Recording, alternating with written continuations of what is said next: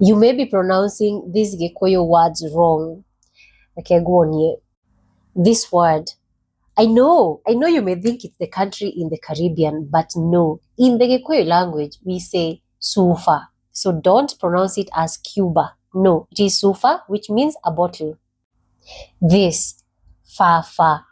Yes, because B in the Gikuyu language is the fa sound. And you may find yourself saying baba. No, it is fa fa. Okay?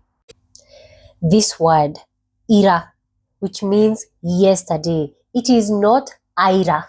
Mm-mm. Temptations may lead you to pronounce this word as kabi. No, no, no, no, no, no. In the Gikuyu language, this is safi. You can say shafi or safi. It is totally okay. Now for this other word, in the English language, we say take. Yes, but in the Gikuyu language, can you imagine?